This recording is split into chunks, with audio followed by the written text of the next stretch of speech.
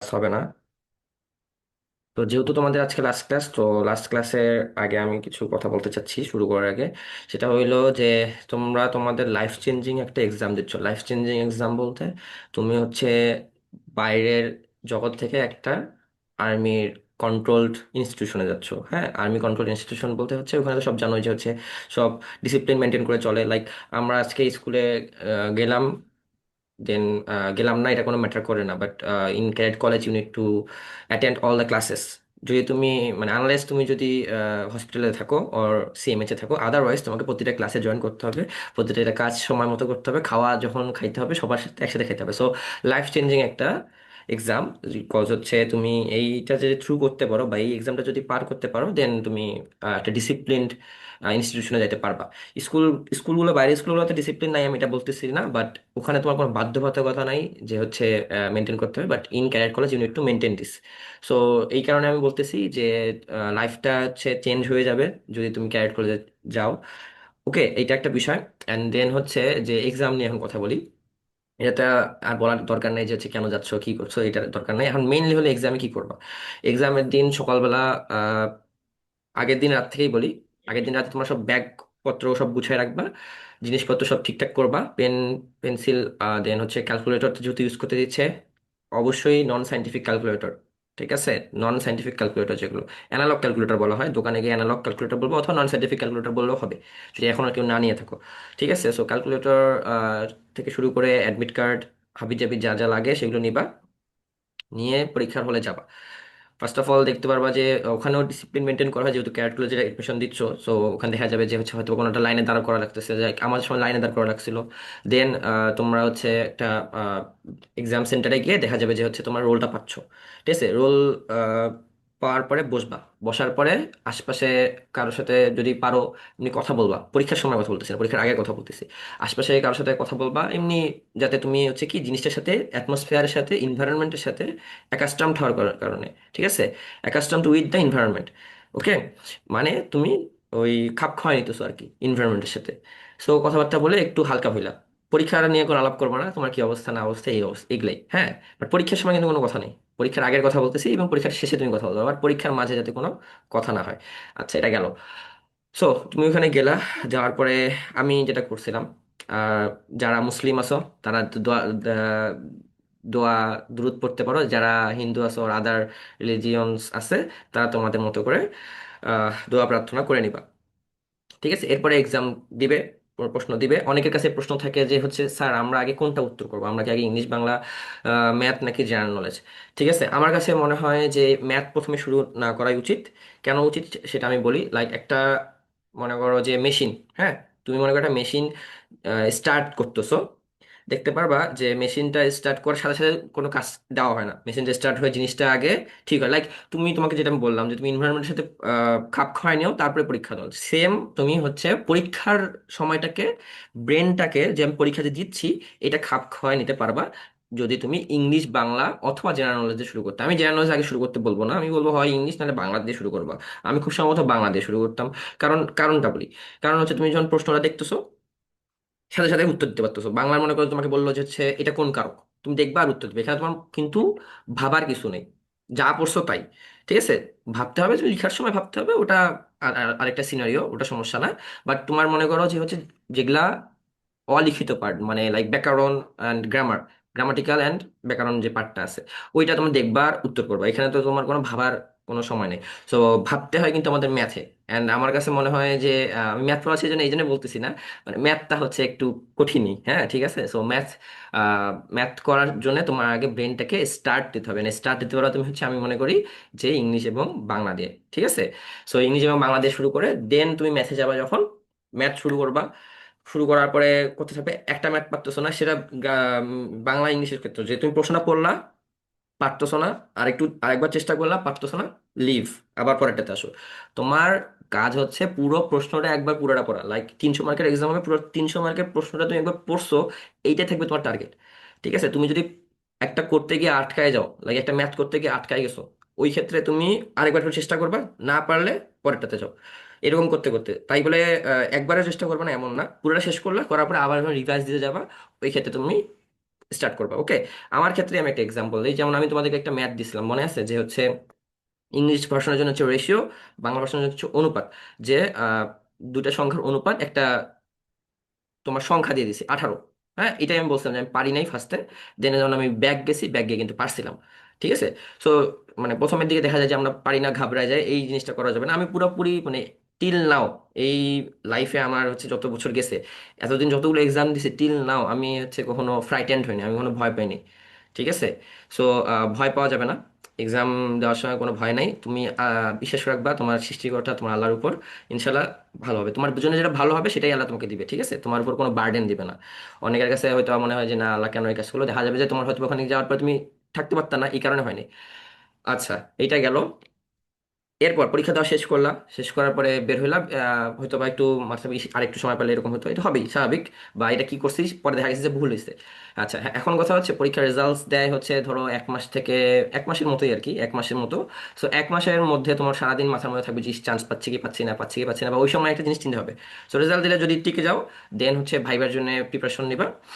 সেটা তো গেল। আর যদি না টিকো, তখন দেখা যাবে যে হচ্ছে মন খারাপ করে আসো, হয়তো বা দেখা যাবে যে মন খারাপটা হাইয়েস্ট 1 মাস বা 2 মাস, এইটাই। ঠিক আছে, এরপরে আর মন খারাপ করার দরকার নেই। আচ্ছা গেল এটা। পরের রিটেন পরীক্ষার পরের কাহিনীটা নিয়ে সময় নষ্ট না করি। আচ্ছা এখন কথা হচ্ছে, আচ্ছা একজন হ্যান্ড রেজ করছো, আরশ। স্যার আমাদের কি পরীক্ষার মাঝে হচ্ছে রাইটিং পার্টটা আগে লেখা উচিত নাকি মানে টিক চিহ্ন বা আচ্ছা, স্মল যেগুলা? খুবই ভালো কথা বলছো। আহ, তোমাদের কাছে মানে আমার কাছে আসলে মনে হয় যে রাইটিং পার্টটা খুব বেশি বিগ ডিল ছিল না। আমি আমি অত বেশি প্র্যাকটিস করছি। সো টিক চিহ্নগুলো দিলা দেওয়া মানে বাংলা ইংলিশ টিক চিহ্নগুলো দিলে না, একটা কাজ করো তাহলে।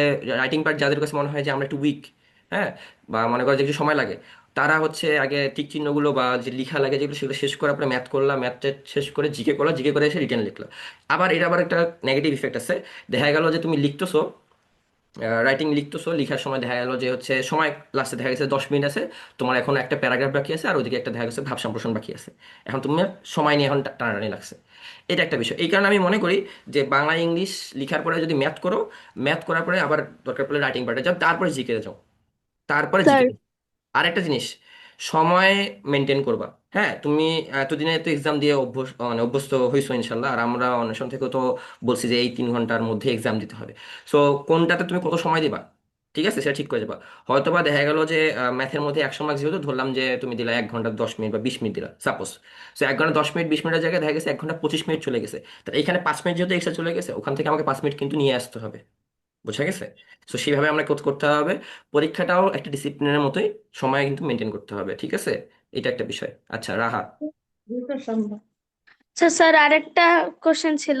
জি বলো। এটা হচ্ছে মানে আমাদের যখন মানে একটা ম্যাথ ধরেন আমি একটা সরল, তো সরলের মানে একটা জায়গায় বা ম্যাথ একটা জায়গায় ভুল হয়ে গেল, তো তখন তো আমাদের যদি হচ্ছে কোশ্চেনের মাঝে হচ্ছে নিচে জায়গা দেওয়া থাকে, তখন তো আর করা সম্ভব হবে না। তখন কি আমরা তখন কি করব? আচ্ছা, ভুল হয়ে গেল। এখন এটা একটা বিষয় যে এটা আসলে একবারে ঠিক করা উচিত। বাট যদি ভুল হয়ে যায়, 1 লাইন হোক বা 2 লাইন হোক, সেই 1 লাইন 2 লাইন কাটবা, কাটার পরে লিখবা। আর চেষ্টা করবা কি যে একটু মানে গুটি গুটি করে না লেখার থেকে, মানে বুঝা যাবে তোমাকে, জায়গা নিশ্চয়ই হচ্ছে নির্দিষ্ট জায়গায় দিবে। মানে এমন না যে তুমি লিখতে পারবা না, এটা ভাবার দরকার নেই। অবশ্যই লিখতে পারবা, তোমাকে নির্দিষ্ট জায়গায় দেওয়া হবে। বাট প্রত্যেকটা স্টেপ যাতে তোমার মানে করতেছে অ্যাকুরেট হয়ে করতেছে এতদিনে, আই হোপ হওয়ার কথা। হ্যাঁ, তারপরেও ভুল হয়ে যায়, ওই ক্ষেত্রে যেইটা ভুল সেটা জাস্ট এক দাগে কাটবা। ওকে, বারবার হচ্ছে এরকম ইয়ে করা লাগবে না। বুঝা গেছে? আর জায়গা হচ্ছে চেষ্টা করবা যে ডান সাইডে একটু ফাঁকা রেখে, লাইক মনে করো যে তোমার ইয়েটা বড় আছে, লেফট সাইডে লিখলে রাইট সাইডটা একটু ফাঁকা রাখলে, তাহলে দেখা গেল যে এইখান থেকে একটা মাঝখানে দাগ দিয়ে বাকিটুকু এই সাইডে। তার মানে ব্যাপারটা হচ্ছে একটা জায়গার মধ্যেই তুমি 2টা পেজ বানায় ফেলতেছো, যদি মাঝখানে দাগ দাও। বুঝা গেছে? মাঝখানে দাগ দিতে পারো, সমস্যা নেই। ঠিক আছে। আচ্ছা আহ স্যার রাহা। আমার একটা প্রবলেম ছিল। যারা যারা প্রবলেম ছিল হ্যান্ড রেস করে রাখো। রাহা। স্যার আসসালামু আলাইকুম। ওয়ালাইকুম আসসালাম। স্যার আমাদের অ্যাডমিট কার্ডে তো ইন্ডেক্স নাম্বার দেওয়া আছে, তাহলে আমাদের রোল নাম্বার কোনটা? আচ্ছা, রোল নাম্বার ইন্ডেক্স নাম্বার আমি তোমাদের অ্যাডমিট কার্ডটা তো খেয়াল করি নাই। আচ্ছা, ইন্ডেক্স নাম্বারই আসলে দরকার পড়ে, রোল নাম্বার কি আলাদা করে দেওয়া আছে? না স্যার, একই ইন্ডেক্স না ড্রপ স্যার। ওটা ইতালি ইন্ডেক্স নাম্বারটা, কারণ আমার মনে আছে যে হচ্ছে আমাদের যখন রেজাল্টস দেয় তখনও আমাদের ইন্ডেক্স নাম্বার দেয়, and আমার এখনো ইন্ডেক্স নাম্বারটা মনে আছে 10620 900 ছিল আমার। সো ইন্ডেক্স নাম্বারই বেসিক্যালি, রোল নাম্বার আমার মনে হয় না যে ছিল। ওটা ইন্ডেক্স নাম্বারে তোমার লিখতে হবে। আচ্ছা, এরপরে হচ্ছে সাহিল। স্যার আমার আরেকটা প্রশ্ন ছিল। হ্যাঁ, তাড়াতাড়ি করো, আমি ম্যাথও করাবো আজকে, তাড়াতাড়ি করে শেষ করতে হবে। হ্যাঁ, বলো। স্যার আমরা তাড়াতাড়ি। কি হার্ডবোর্ড নিতে পারবো? আচ্ছা, হার্ডবোর্ড নিয়ে যাইও, যাতে কোনো লেখা না থাকে ওখানে নিয়ে যাও, আমিও নিয়ে গিয়েছিলাম। এরপরে যদি তোমার নতুন নিয়ম কি আমি জানি না অ্যাকচুয়ালি, বাট নিয়ে যাওয়ার নিয়ম আছে। ওকে, নিয়ে যেতে পারবা। আচ্ছা, যদি তোমার স্যার এখন, অ্যাডমিটে তো লেখা নেই। আচ্ছা লিখা নাই, হ্যাঁ ওটা তো বলতেছি, মানে এটা কি লিখা আছে যে হার্ডবোর্ড নিয়ে যাওয়া যাবে না? না স্যার, এটাও লেখা নেই। হ্যাঁ, তাহলে ওইটাই তো বলতেছি, হার্ডবোর্ড নিয়ে যাও। ইন কেস তোমার যদি দেখা গেল যে হচ্ছে নিতে পারতেছো না, সাইডে রেখে দিবা, সমস্যা নেই, ওখানে রেখে দেওয়া জায়গা। যেমন আমাদেরকে জিওমেট্রি বক্স নিয়ে গেছিলাম আমরা, যেটাতে হচ্ছে লেখা ছিল, তাদেরকে বলছে জিওমেট্রি বক্স রেখে দাও। ও, এটা বলতে ভুলে গেছিলাম, ভালো কথা মনে করছো। জিওমেট্রি বক্সের ভিতরে যে কাগজগুলো থাকে ওগুলো কিন্তু সরাই ফেলবা। আর জিওমেট্রি বক্সের পিছে যে লেখা থাকে অনেক সময়, ওই যে সূত্রগুলো, ওগুলাও ইউজ করবা না। ওকে। সো এমন একটা জিওমেট্রি বক্স নিবা যেটা জাস্ট কাভারিং আছে, আর ভিতরে জিনিসপত্র আছে, তোমার কোনো লিখা যায় না, সূত্র ফর্মুলা বা কোনো আহ, তোমার মনে করো যে 1 থেকে 10-এর টাইমস টেবিল, এগুলো যাতে না লেখা থাকে। ওকে। আচ্ছা, এরপরে হচ্ছে সাহিল। ভাই একটু তাড়াতাড়ি শেষ করো প্রশ্নগুলো, আমরা একটু ম্যাথ করবো, তোমাদের যেহেতু মুনাফার ম্যাথের সমস্যা ছিল। আসসালামু তাড়াতাড়ি। আলাইকুম স্যার। হ্যাঁ, ওয়ালাইকুম আসসালাম। স্যার আমাদের লাস্ট ক্লাস কবে হবে? আজকে লাস্ট ক্লাস, এটাই তো বললাম। আজকে আমার সাথে লাস্ট ক্লাস, হ্যাঁ আমার সাথে লাস্ট ক্লাস। ওকে। আচ্ছা, এরপরে হচ্ছে সামিউল বাশির। স্যার এই যে পরীক্ষা দেওয়ার সময় ধর কোনো কিছু টাইম পারতাছি না আর কি। হুম। এখন সময়ের একটু মানে ইয়ে বের হয়ে হয়ে গেছে। যেতেছে, তো সময় আর নাই। হ্যাঁ। এই কারণে কি একটু মানে সবকিছু উত্তর টুত্তর একটু ছোট করে লিখলে কোনো সমস্যা হবে নাকি পুরোটুকু অ্যান্সার করতে হবে? উত্তর তো অবশ্যই তোমার ছোট করে লিখলে সমস্যা হবে, লাইক যেমন তুমি মনে করো যে ফিল ইন দ্য ব্ল্যাঙ্কসে গিয়ে তুমি 5টা জায়গায় দুটো লিখছো, তুমি 2টা মার্কস পাবা। আবার রাইটিং পার্টসে গিয়ে দেখা গেলো যে যেটাতে হচ্ছে তোমার 8 মার্ক দেওয়া আছে, তুমি অর্ধেক লিখলে তুমি অর্ধেক মার্কস পাবা। সেটা তো তোমাকে টাইমটাও ভাবেই দেওয়া হবে, জায়গাটা নির্দিষ্ট করে দেওয়া হবে ভাবে। আমার মনে পড়ে যে আমি কোনো ফাঁকা রেখে আসি নাই। ঠিক আছে, প্র্যাকটিস বেশি করে করলে তুমি এমনিই পারবা। ওকে, এই জন্য আমি তোমাদেরকে সবসময় বলি যে বেশি করে প্র্যাকটিস করবা। ওকে, নতুন জিনিস জানার থেকে যেটা জানো সেটাই বেশি প্র্যাকটিস করলে তুমি দেখবা যে অ্যাকুরেসি বাড়ে। ওকে। আচ্ছা, এরপরে হচ্ছে Ayman.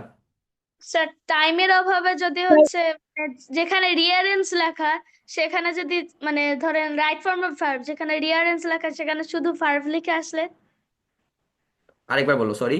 Right form of verbs আর রিঅ্যারেঞ্জের মধ্যে বুঝি নেই। মানে রাইট ফর্ম অফ ভার্বসে তো সাধারণত ও, ভার্বটা রিঅ্যারেঞ্জ বলতে তুমি বলতে চাচ্ছ যে আবার লিখে পুরোটা শেষ করা লাগে এরকম কিছু? জি জি, রিরাইট, সরি রিরাইট, রিরাইট। হ্যাঁ সেটা তো বলতেছি, রিরাইট। আচ্ছা, রিরাইট করতে বললে, আচ্ছা আমি বলি এই ক্ষেত্রে তুমি করতে পারো, হ্যাঁ ওটা করতে পারো, এটা শর্টকাট ট্রিক। বাট যেহেতু রিরাইট বলছে না, তোমার ওই রিরাইটের জন্য একটা মার্কস আলাদা থাকে, সেই মার্কসটা পাবা না। ওকে। বাট ফুল মার্কস পাবা এটা আশা করিও না, যেহেতু তোমাকে রিরাইট বলে দিছে। ওটাই তো বললাম, তুমি যতটুকু লিখবা ততটুকুই পাবা। ঠিক আছে। আচ্ছা, এরপরে হলো আয়মান শাহ মুনিফ। স্যার আজকে স্যার যেহেতু লাস্ট ক্লাস স্যার, আমাদের তো মনে হয় অনেকেরই মুনাফার হ্যাঁ, আমি অঙ্কগুলোতে মুনাফা নিয়ে মানে কথা মুনাফা বলবো। সম্পর্কিত অঙ্কগুলোতে হ্যাঁ, যেন মুনাফার স্যার সম্পর্কিত অঙ্ক উত্তর নিয়ে দেয়। আলোচনা করব, সমস্যা নাই। আচ্ছা, এরপরে অন্নি।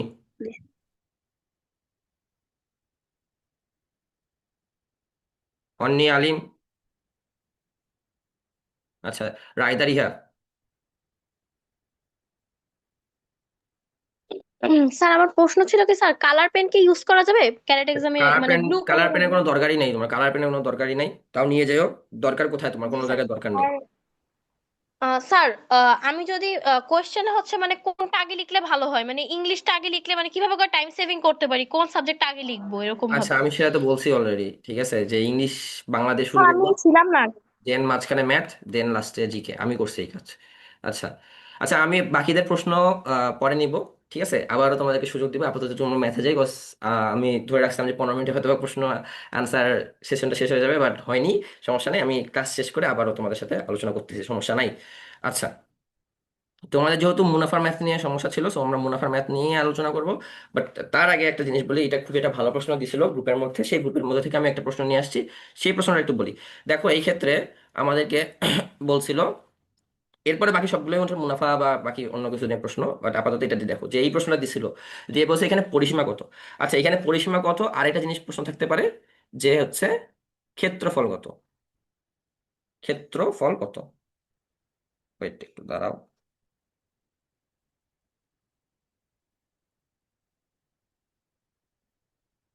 মিনিট। ওকে, সো তোমাদেরকে এখানে দিতে পারে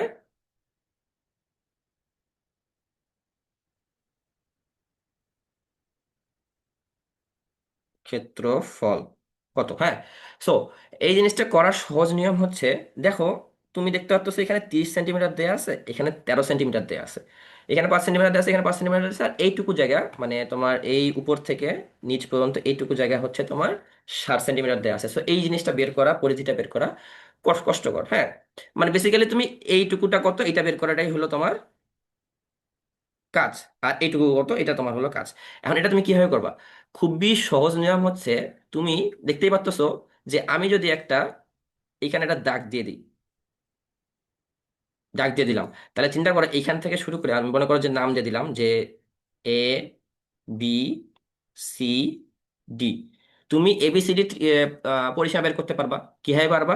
কারণ তোমার এবি হলো 13 সেন্টিমিটার, বিসি হলো 30 সেন্টিমিটার, আর এডিও তখন এটা যেহেতু উল্টার দিকে পুরোটাই হলো 30 সেন্টিমিটার, পুরাটা, ঠিক আছে, পুরাটা হচ্ছে 30 সেন্টিমিটার, আর এইটা হচ্ছে তোমার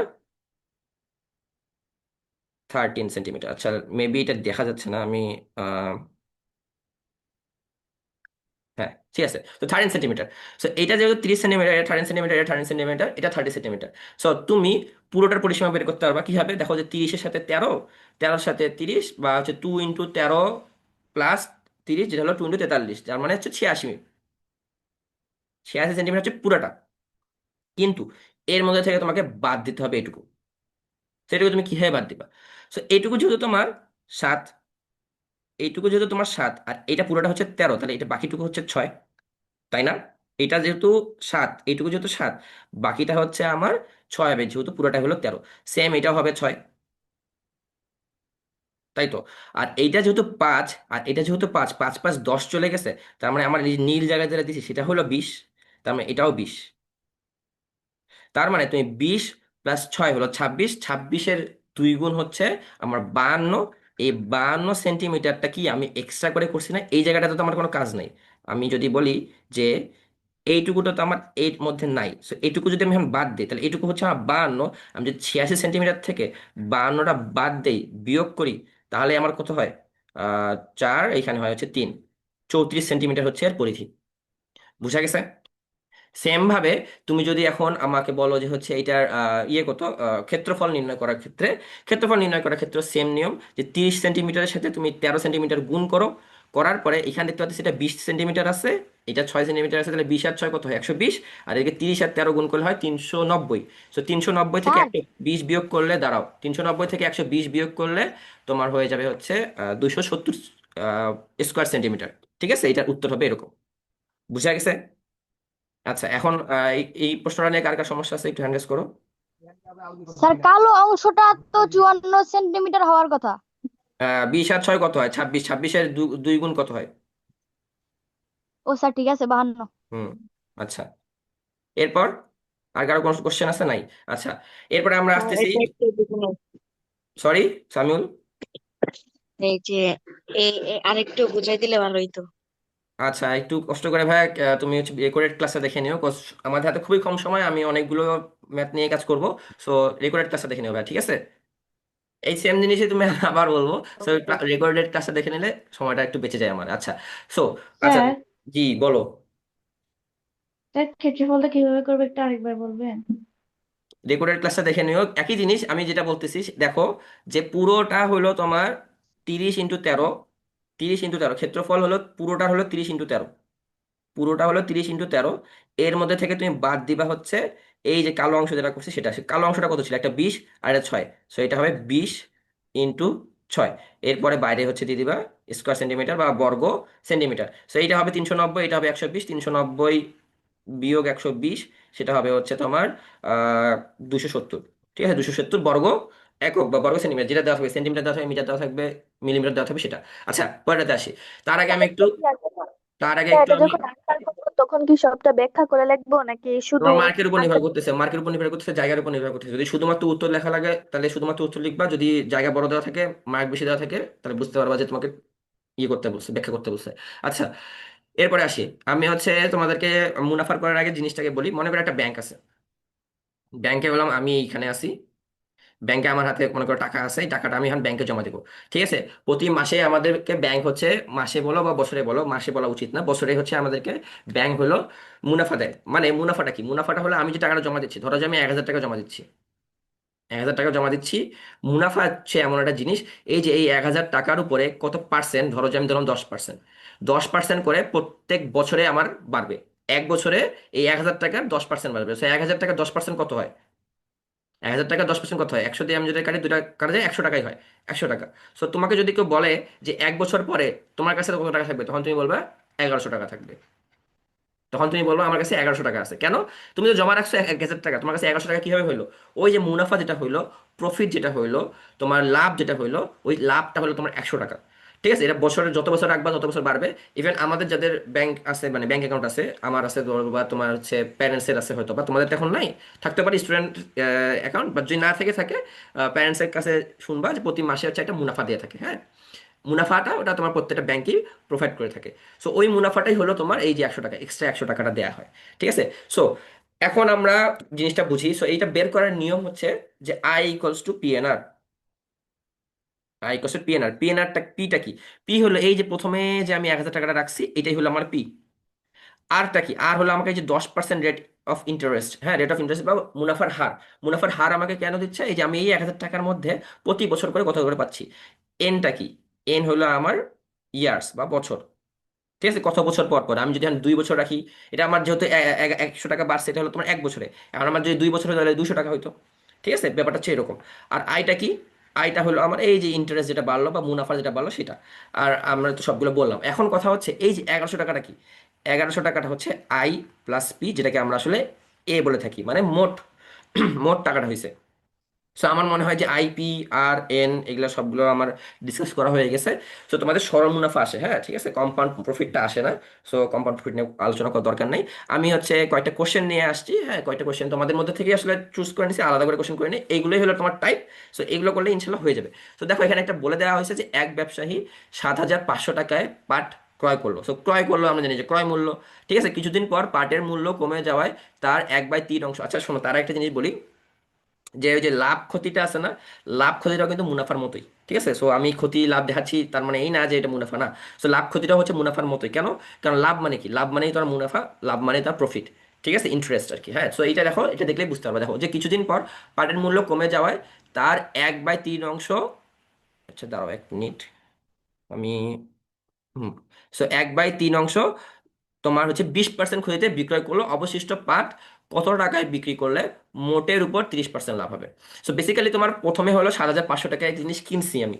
ঠিক আছে, তো কিছুদিন পরে হচ্ছে মূল্যে কমে যাওয়ায়, মানে তোমার ওই পাটের মূল্য কমে যাওয়ায় এই যে 7,500 টাকা যেটা কিনছি, তার 3/1 অংশ আমি 20% ক্ষতিতে বিক্রি করছি। মানে আমার মোট পাটটা ছিল 1 অংশ, তার 3/1 অংশ আমি যেহেতু বিক্রি করছি, তাহলে আমার মোট টাকাটা ছিল কত? এই 7,500টা কিন্তু আমার 1 অংশ। তাহলে এর 3/1 অংশটা আমি ফার্স্ট অফ অল বের করবো। সে সেটাই করছি, যে দেখো 7,500 এর 3/1 অংশ 2,500 টাকা। তার মানে এই 2,500 টাকাটা, মানে 2,500 টাকার মধ্যে আমার 20% কিন্তু ক্ষতি হয়েছে। সে সেটাই লিখছি যে 2,500 টাকায় 20% ক্ষতি হলে বিক্রয় মূল্য হলো আমার 2,000 টাকা। তার মানে আমি এই 3/1 অংশ আমি 2,000 টাকায় বিক্রি করছি।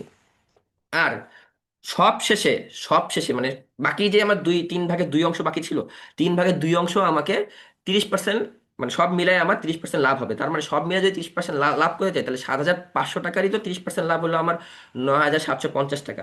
তার মানে অলরেডি আমি 2,000 টাকার জিনিস বিক্রি করে ফেলছি। তার মানে বাকি 3/2 অংশ হলো আমার এই 7,750 টাকায় বিক্রি করলেই আমি শেষমেশ আমার 30% লাভ থাকবে। বুঝতে পারছো সবাই? কারো কোনো কোশ্চেন্স আছে? আই হোপ নাই। স্যার জি বলো। স্যার সরল মুনাফা আর খালি মুনাফার মধ্যে পার্থক্য কি? আচ্ছা, সরল মুনাফা আর খালি মুনাফা, সরল মুনাফা এটা হলো খালি মুনাফা, আর এটা যেটা আছে তোমার হচ্ছে বাংলাটা ভুলে গেছি, ইংলিশটা হচ্ছে কম্পাউন্ড প্রফিট। এটা বুঝতে হবে না, জাস্ট একটু just- চক্রবৃদ্ধি মুনাফা। আচ্ছা, হইতে স্যার পারে। চক্রবৃদ্ধি মুনাফা। চক্রবৃদ্ধি মুনাফা, হ্যাঁ, থ্যাংক ইউ। সো এটা এটা হচ্ছে তোমার প্রতি বছরে মনে করো যে তোমার টাকাটাই, যে দেখো যে আমার 1,000 টাকা আমার যেটা আছে, সেটা আমার 1 বছর পর 1100 টাকা হয়ে গেছে। সো 1 বছর শেষ হয়ে গেল, 1 বছর পরে তখন এই 1100 টাকাটাই তোমার হচ্ছে আসল হয়ে যায়, তখন এটা হয়ে যাবে আবার আমার পি। বুঝা গেছে? স্যার এক কত হাজার মার্কস পেয়ে ওয়েট, চান্স আমি পাইছিলেন? কথা বলার সময় কেউ কোনো কথা বলবা না, সুযোগ দিলে কথা বলবা। 1,000 টাকা দেওয়া, 1,000 টাকাটাই তোমার 1 বছর শেষ করার পরে তোমার 1100 টাকা হয়ে যাচ্ছে। ওই 1100 টাকা আবার তোমার নতুন করে, নতুন তোমার হচ্ছে আসল টাকা হয়ে গেছে সেম। আবার তোমার ওই 1100 টাকার উপরেই 10% হবে, তখন আবার 1100 টাকার উপর 10%, তখন আবার কিন্তু 1,000 টাকার উপর না, তখন 1100 টাকার উপর হচ্ছে তোমার 10%। দরকার নেই, তো সময় নষ্ট না করি। ঠিক আছে, এরপরে আসি। এরপরে হচ্ছে এক ব্যক্তি একটি দ্রব্য 4,000 টাকায় বিক্রয় করায় তার কিছু ক্ষতি হলো। যদি সে ওই দ্রব্য 5,000 টাকায় বিক্রয় করতো, তাহলে তার যত টাকা ক্ষতি হয়েছিল তার এত% লাভ হতো। দ্রব্যটির ক্রয় মূল্য কত? তো তোমাকে ফার্স্ট অফ অল বলছে যে 4,000 টাকায় তুমি একটা জিনিস বিক্রি করছো, কিন্তু ওই দ্রব্যটাই যদি তুমি 5,000 টাকায় বিক্রি করতা, তাহলে তোমার যত টাকা ক্ষতি হয়েছে তার এত% লাভ হতো, মানে তোমার ক্ষতি ফার্স্ট অফ অল ধরে নিতে হবে। তো দেখো যে ক্ষতি হলো তোমার 9 টাকা, আমি ধরছি এখানে ক এবং ক্ষয়ের বিষয়টা আছে। আর একটা জিনিস বলি, ক ক্ষয়ের বিষয়ের আগে আমি একটু জিনিস বলি। দেখো, ধরো তোমাকে দেয়া আছে হচ্ছে এ প্লাস বি সমান সমান হলো 100, আর তোমাকে দেয়া আছে এ মাইনাস বি সমান সমান ধরো যে 50, ধরো। ঠিক আছে, 50, বা ধরলাম যে আমি 25, ধরো 25। ঠিক আছে, 50 দিলেও হবে, সমস্যা নেই, 50 দিলে বেশি মনে হয় কমফোর্টেবল হওয়ার কথা। 50 না, 50 হলে সমান সমান হয়ে যায়, ওয়েট, ধরো যে 20 দিলাম, যাও। ঠিক আছে, সো 20 দিলাম। সো এখন আমার কথা হচ্ছে, এখান থেকে আমাকে বলছে এ এবং বি এর ভ্যালুটা বের করতে হবে। সো এইটা কিভাবে আমি বের করতে পারি? দেখো, আমি এই পুরোটা থেকে যদি এই পুরোটা বিয়োগ করি অথবা যোগ করি, তাহলে কি হয়? যদি যোগ করি, এই লাইনটার সাথে যদি আমি এই লাইনে যোগ করি, তাহলে কি হয়? দেখো যে এর সাথে এ যোগ করলে হয় টুয়াইসে, আবার এখানে প্লাস বি আছে, এখানে মাইনাস বি আছে, তার মানে এই দুটা কেটে যাচ্ছে। আবার 100 সাথে যদি আমি 20 যোগ করি, তাহলে কিন্তু আমার হয়ে যায় 120। সেখান থেকে আমি এ এর ভ্যালু পাই, সেটা হলো 120/2, সেটা হলো 60। তাহলে আমি এ এর ভ্যালু পাচ্ছি 60, তাহলে বি এর ভ্যালু হলো, এখন এই 60টা আমি যদি এখন এখানে বসাই দিই অথবা এইখানে বসাই দিই, তাহলেই হবে। ধরো যে এ প্লাস বি সমান সমান, যেহেতু আমার 100 আছে, এখানে আমি 60 বসাই দিচ্ছি, 60 প্লাস বি ইকুয়ালস টু 100, তাহলে বি এর ভ্যালু হলো আমার 40। ঠিক আছে, এইটার মাধ্যমে আমরা বের করতে পারি। আবার অনেক সময় দেখা যায় যে আমাকে দেয়া আছে যে এ প্লাস বি সমান সমান 100, আবার দেয়া আছে যে 0.5 এ প্লাস, ধরো যে 0.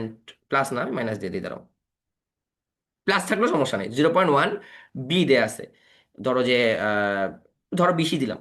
তো এই ক্ষেত্রে আমি কি করতে পারি? আমার তো এখানে আমি যোগ বিয়োগ করলে কোনোটা কাটা যাচ্ছে না, বা কোনোটা কিছুই হচ্ছে না, আবার সব সেম সেম ভাবে এ বি আসতেছে। ধরো যে যোগ করতে, যোগ করলে কি হয় যে 1+5 এ হয়, আর এখানে হয় 0.9 বি। সো আলটিমেটলি আমার দুটাই আবার এ এবং বি থাকতেছে। সো একটা কাজ করতে পারি, সেটা হলো এই এটাকে, মানে 0.5 এটাকে পুরোপুরি এ বানাইতে পারি, অথবা 0.1 বি কে আমি পুরোপুরি বি বানাইতে পারি। কি হবে?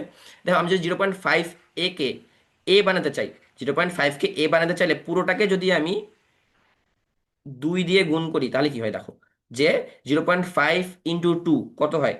1, 1 এ, তাহলে এ হইলো। আবার 0.1 বি × 2 কত হয়? 0.2 বি। আবার 20 × 2 কত হয়? 40। সো দেখো, আমার এখানে একটা এ চলে আসছে, এখানে একটা এ চলে আসছে, এখানে বি আছে, এখানে 0.2 বি আছে, এখানে 100 আছে, এখানে 4 আছে। এখন আমি যদি জিনিসটাকে মাইনাস করি, ঠিক আছে, এটার মাইনাস হবে, তাহলে এটা হবে আমার প্লাস, আর এটা সমান সমান হবে। সো দেখো, উপরের লাইন থেকে আমি এখন মাইনাস করতেছি, এই লাইনের সাথে এই লাইনের এখন মাইনাস হচ্ছে। সো এর সাথে এ দেখো কেটে যাচ্ছে, বি প্লাস হলো 0.2 বি, তার মানে হচ্ছে 1.2 বি।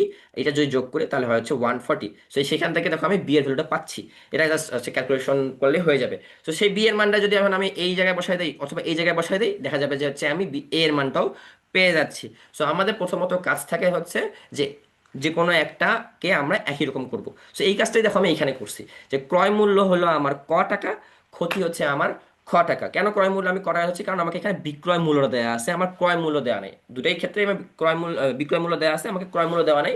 ইভেন আমার ক্ষতি কত সেটাও দেওয়া নেই। যদি আমাকে ক্ষতি দেওয়া থাকতো, তাহলে কিন্তু আমি ইজিলি করতে পারতাম। যখন আমাদের কোনো কিছু দেওয়া থাকে না, ওই ক্ষেত্রে আমরা ধরে নিই। তো ক্ষতি আমি নিচ্ছি 9 টাকা। তো আমি প্রথম ক্ষেত্রে হচ্ছে বিক্রয় মূল্য আমার যেহেতু 4,000 টাকা, আমি জানি কি যে ক্ষতি হলে আমাদের ক্রয় মূল্য বিয়োগ ক্ষতিটাই হচ্ছে আমার বিক্রয় মূল্য, তো সেটাই লিখছি যে ক্রয় মূল্য বিয়োগ ক্ষতি মানে হলো ক, আমার ক্রয় মূল্য ক, বিয়োগ ক্ষতি হলো খ।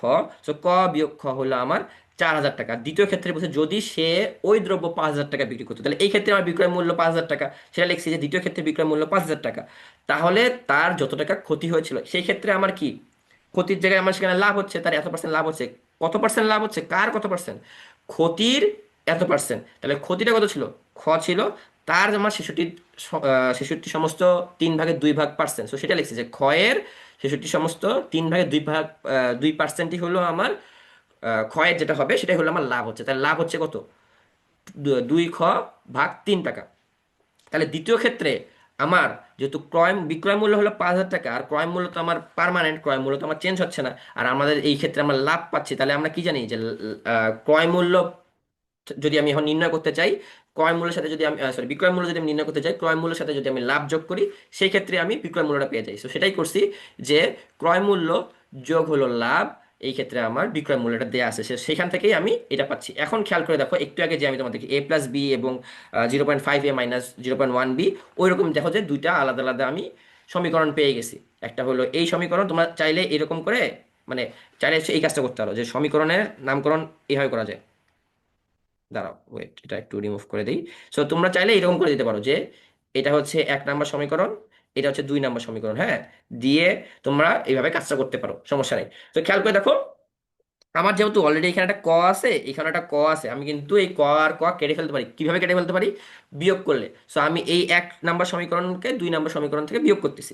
সো দেখো যে ক বিয়োগ খ, এই যে এই জিনিসটা লিখছি যে ক বিয়োগ খ আর ক যোগ 2 খ/3। সো এটাই লিখছি যে ক বিয়োগ খ বিয়োগ করতেছি পরেরটা, খ যোগ 2 খ/3। আমরা জানি যে সমীকরণের ক্ষেত্রে যদি কোনো কাজ করে থাকি উভয় পাশেই হয়। সো প্রথম পাশটা আমি যে 4,000 টাকা ছিল সেই 4,000 টাকা লিখছি, আবার দ্বিতীয় ক্ষেত্রে 5,000 টাকা ছিল সেই 5,000 টাকা বিয়োগ করতেছি। দুটার বিয়োগফল হলো আমার বিয়োগ 1,000 টাকা। সো মাইনাস খ, আর এখানে আমার থাকতেছে -2 খ/3, এটাই লিখছি। আর ক কত কেটে যাচ্ছে, কারণ ক বিয়োগ ক কেটে যাচ্ছে আর মাইনাস খ থাকছে, আর এখানে এই মাইনাসের জন্য এখানে -2 খ/3 থাকতেছে। সো আলটিমেটলি হচ্ছে এইখানে -5 খ/3 আর এখানে -1,000, মাইনাস মাইনাসে কেটে দিচ্ছি। সো 5 খ/3, সেখান থেকে ক্ষয়ের ভ্যালু আমি পাচ্ছি 600। সো ক্ষতি আমি 600 পাচ্ছি। সো এই খটা জাস্ট তুমি এখানে বসায় দাও, তাহলেই আমি দেখো ক্রয়ের ভ্যালু পেয়ে যাচ্ছি, ক্রয় মূল্য। ঠিক আছে, বুঝতে পারছো? এইগুলো ম্যাথই হচ্ছে বেশি টাফ থাকে, অ্যান্ড নর্মালি এগুলো দেয় না। সো ইনশাল্লাহ এগুলো মানে আমি তোমাদেরকে এই নোটটা দিয়ে দেবো, সমস্যা নেই, প্রশ্ন দেখলে আবার করতে পারবা, বেশি বেশি করে প্র্যাকটিস করলে ইনশাল্লাহ পেয়ে যাবা। আচ্ছা, এরপরে দেখো এই এই টাইপেরটা বেশি আসে, এটা হচ্ছে বেশি ইম্পর্টেন্ট। আমি যেগুলো বেশি ইম্পর্টেন্ট সেগুলো দাগায় রাখতেছি, এটা হচ্ছে বেশি ইম্পর্টেন্ট। দেখো, কোনো নির্দিষ্ট সময়ের সুদ আসল হলো 450 টাকা। সো আমরা সুদ আসল বলতে বুঝি হলো এ। সুদ আসল কি, তোমাদেরকে আগেই বলছিলাম যে I+P। আই হলো তোমার কি সুদ, আর পি হচ্ছে আসল, এই দুটোর যোগফল। আমরা তোমাদেরকে একটু আগে 1,000 টাকায় 100 টাকা আমার মুনাফা ছিল, পরে শেষ পর্যন্ত 1,1100 টাকা হয়েছিল, সেটাই বলছিলাম যে এ হবে। সেটাই হলো এই ক্ষেত্রে সুদ আসল। তো সুদ আসল হলো তোমার 450 টাকা। তো তোমাকে এ দেয়া আছে 450 টাকা, এবং সুদ আসলের 7/2 অংশ। তো তোমাকে সুদ হচ্ছে আসলের দেওয়া আছে 7/2 অংশ, তাহলে সুদের হার শতকরা বার্ষিক হলো 3/7 টাকা হলে সময় নির্ণয় করো। সো ফর্মুলা আমরা জানি যে I = PNR। সো বেসিক্যালি এখানে বলে দেওয়া আছে যে সুদ হলো আসলের 7/2 অংশ। তাহলে আমি যদি আসলটাকে পি ধরে নেই, বা এই ক্ষেত্রে পি ধরে নিচ্ছি, তোমরা যদি চাইলে ক ধরে নিতে পারো বা ABC ধরে নিতে পারো, পি ধরে নিচ্ছি কারণ কি আমাদের সূত্রতে বসাতে সুবিধা হবে। সেই কারণে আমি আসল হচ্ছে P টাকা ধরে নিচ্ছি। এখন আমাকে বলছে সুদ হচ্ছে আসলের 7/2 অংশ, তাহলে সুদ কত হবে, সুদ হচ্ছে 2p/7। পি এর সে 7/2 অংশ, তার মানে কি 2p/7। তাহলে আমাকে যেহেতু বলে দেওয়া আছে যে সুদ আসলে 450 টাকা, আর আমি I+P জানি, তাহলে আমি I+P হচ্ছে আমার 450 টাকা, আই এর জায়গায় আমি বসাচ্ছি 2p+7, পি এর জায়গায় আমি পি বসাইলাম, 450 টাকা পেলাম, সেখান থেকে আমি পি পাচ্ছি, আই পাচ্ছি। সো আমাকে আরও দেয়া আছে। সো আর হলো সেটাকে আমরা পার্সেন্টেজ থেকে বা শতকরা থেকে সংখ্যার মধ্যে নিয়ে আসছি বা ভগ্নাংশের মধ্যে নিয়ে আসতেছি, এরকম একটা ভগ্নাংশ আসতেছে।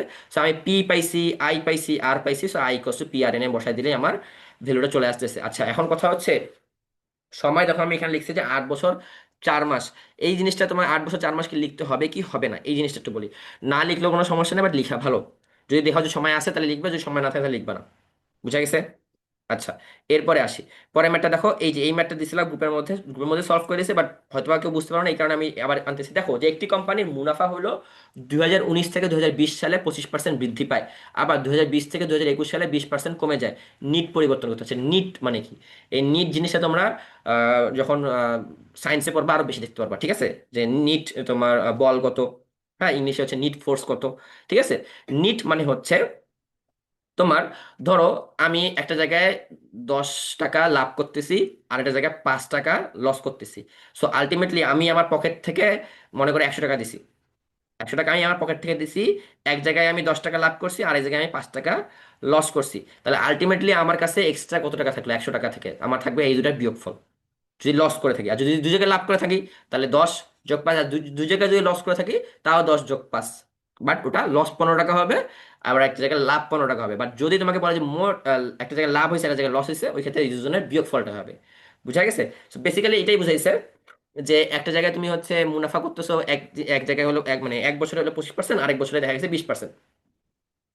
সেটা শর্টকাট একটা বুদ্ধি আছে। শর্টকাট বুদ্ধিটা দরকার নেই, কারণ তোমাদের শর্টকাট আসবে না। তোমরা হচ্ছে বড় করে আসবে, সো বড় করেই দেখো কিভাবে করতে হয়। তো দেয়া আছে যে 2019 সালে কোম্পানি মুনাফা ছিল হলো তোমার 100 টাকা। তো প্রথম পরিবর্তন হলো তোমার 25% বৃদ্ধি হয়েছে। তো 25% বৃদ্ধি হয়েছে তোমার 100 টাকা থেকে। তো 100 টাকা 25% হচ্ছে তোমার বৃদ্ধি হলো 25 টাকা। তাহলে তোমার 2020 সালে তোমার হচ্ছে আলটিমেটলি টাকা যেটা হয়েছে সেটা হলো 125 টাকা। মানে 2020 সালে তোমার হচ্ছে টাকা যেটা হয়েছে সেটা হলো 125 টাকা।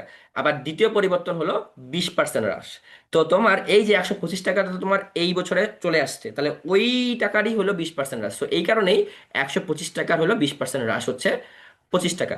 সো আলটিমেটলি তোমার 2021 সালে তোমার মুনাফা থাকলো 100 টাকায়। সো নিট পরিবর্তন তোমার দেখো এই ক্ষেত্রে 100 টাকা ছিল, এই যে দেখো এখানে 100 টাকা ছিল, পরে আমার শেষ পর্যন্ত আবার 100 টাকাতেই আসলাম আমি। তো শেষ পর্যন্ত এই দুজনের বিয়োগ ফলটা হলো 10%।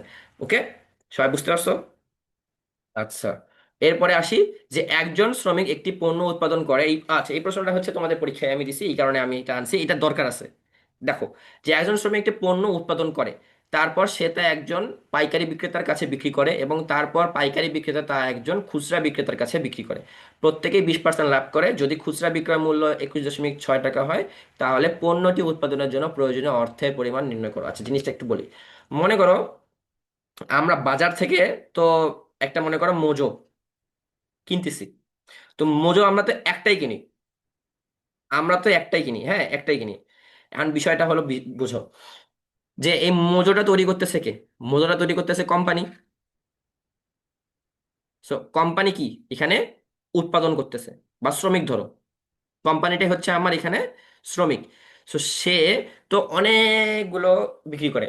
সো সে কেনার পরে, মানে সে হচ্ছে বানানোর পরে তোমাকে বিক্রি করে হচ্ছে একটা পাইকারি বিক্রেতার কাছে, ঠিক আছে? পাইকারি বিক্রেতা কি? পাইকারি বিক্রেতা হলো তোমার ধরো যে 100 কার্টুন 200 কার্টুন এরকম অনেকগুলো নেয়। আর খুচরা খুচরা বিক্রেতা কি? তোমার ওই যে 100 কার্টুন থেকে আবার 1 কার্টুন বা 2 কার্টুন নেয়। হ্যাঁ, সো তোমরা দোকানে যারা কেনাকাটা করতে যাও, বলো যে আমার মানে দোকানদারা বলে যে আমাদের তো পাইকারি রেট, আমাদের তো খুচরা রেট না। সো অনেকে হয়তো বা এটা শুনছো, যদি কেউ শুনে না থাকো শুনতে পারবা ইনশাল্লাহ, দোয়া রাখতেছি। সো দেখো যে কোম্পানি থেকে তোমার পাইকারি মূল্যে একজন কেনে, সেই পাইকারি থেকে আবার খুচরা মূল্যে আরেকজনের কাছে বিক্রি করে। সেই খুচরা বিক্রেতাই হলো আমাদেরকে শেষ পর্যন্ত বিক্রি করে, মানে আমরা যে দোকান থেকে নেই তারা হলো খুচরা খুচরা তোমার কেনাকাটা করে, ঠিক আছে?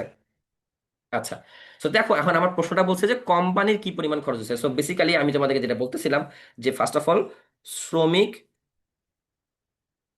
বিক্রি করছে হচ্ছে পাইকারির কাছে, পাইকারি বিক্রি করছে হচ্ছে খুচরার কাছে, খুচরা বিক্রেতা বিক্রি করছে আমার কাছে, ধরো যে আমি, ঠিক আছে? এখন আমি বলছি যে শ্রমিক যে কাজটা করছে তার কি পরিমাণ খরচ হয়েছে, So, মানে শ্রমিকের খরচটা কত, সেটা আমার প্রশ্ন, ঠিক আছে? সো বেসিক্যালি আচ্ছা আমি হবে অমিনা আমি। সো এখন এখানে বলছে যে যদি খুচরা বিক্রয় মূল্য 21 টাকা হয়, মানে 21.6 টাকা হয়, তার মানে ও আমার কাছে যে বিক্রি করছে সেটা হলো 21.6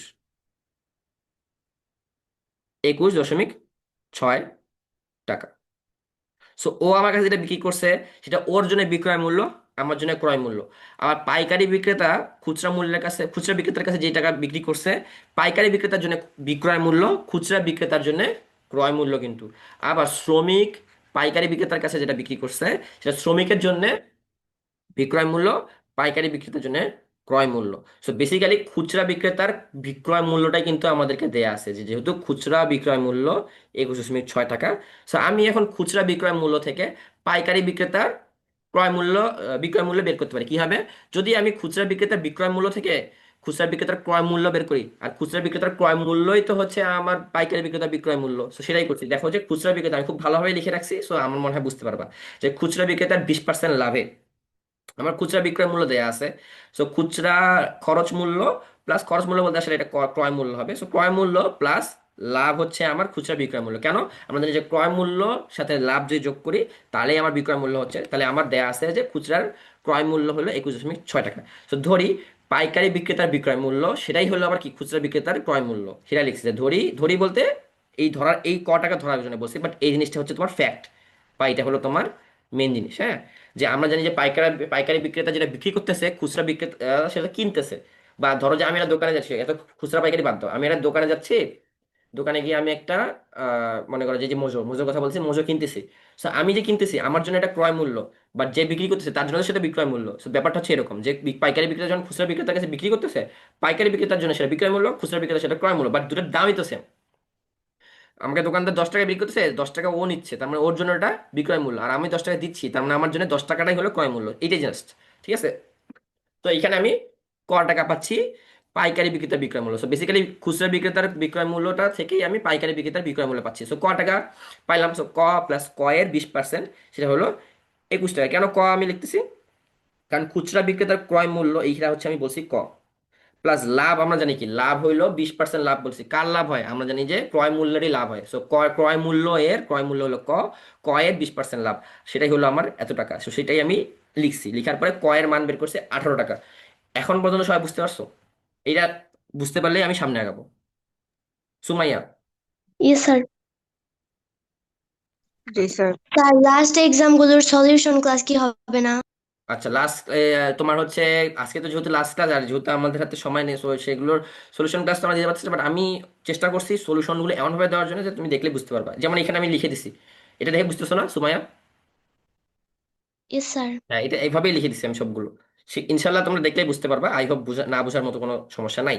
আর যেগুলো না বোঝার মতো আছে সেগুলো আমি এখানে নিয়ে আসছি, সমস্যা হবে না ইনশাল্লাহ।